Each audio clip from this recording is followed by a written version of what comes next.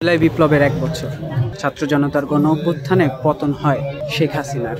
সেই জুলাইকে কেন্দ্র করে সাইমুম শিল্পী গোষ্ঠীর কালচারাল সাংস্কৃতিক অনুষ্ঠান চলছে সোহরাওয়ার্দী উদ্যানে। সেখানে যে জুলাই গণ অভ্যুত্থানে শেখ হাসিনার নির্দেশে যে পুলিশের যে বর্বরতা, সেই বর্বরতার একটি চিত্র ছিল এই যে সাভারে যে শহীদ ইয়ামিনকে এপিসি থেকে তার মরদেহটি যে ফেলে দেওয়া হয়, সেই চিত্রটি। এই যে সাইমুম শিল্পী গোষ্ঠীর যে আয়োজনটা কেমন দেখছেন, কি কি দেখলেন?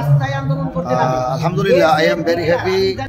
সত্যি সত্যি অনেক সময় শিল্পের ভাষায় অনেক কিছু ফুটিয়ে তোলা যায়। মানুষ চোখে যা দেখে অনেক সময় স্মৃতি থেকে ভুলে যায়, চলে যায়। আজকে আমাদের হয়তো আমাদের গ্ল্যান্ডে বা আমাদের পিটুইটারি গ্ল্যান্ডের মধ্যে মেমোরিতে কিছু সেভ আছে, কিন্তু আসলে সেটা অনুভূতি জাগাতে পারে না। যখন আমরা আবার সাইমুম শিল্প গোষ্ঠী এই সুন্দর করে সেই দৃশ্যগুলোকে সামনে নিয়ে আসছে, তখন সত্যি আমার বাসাতে আমার বাচ্চারা চোখের পানি চলে আসছে।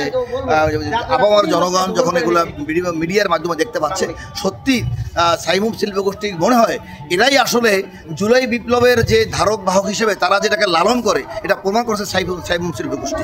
তাদেরকে আমাদের বাংলাদেশের ইমামদের পক্ষ থেকে, খতিবদের পক্ষ থেকে ধন্যবাদ জানাই।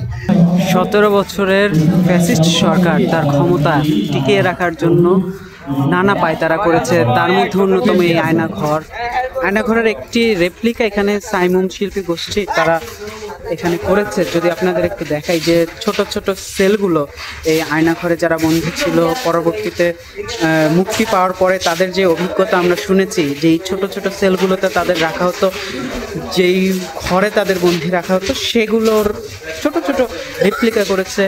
কি মনে হয়, মানে এখানে যারা ছিল, যাদের সত্যিই বন্দী রাখা হয়েছিল, তাদের জীবনযাপনটা কেমন ছিল, কি অনুভূতি হলো? তারা আসলে অনেক হতবাক। মানে যারা এই সমস্ত জায়গায় জীবনযাপন করছে বা যতদিনই হোক যারা এই সমস্ত জায়গায় আটকে ছিল, তাদের মতো হতভাগা হয়তো আর পৃথিবীতে কোথাও নেই। পরিবার পরিজন, আত্মীয় স্বজন সবাইকে রেখে এরকম একটা জায়গায় একা থাকা, আসলে এটা কত কষ্ট, একমাত্র ওই পজিশনে না গেলে আমরা বুঝবো না।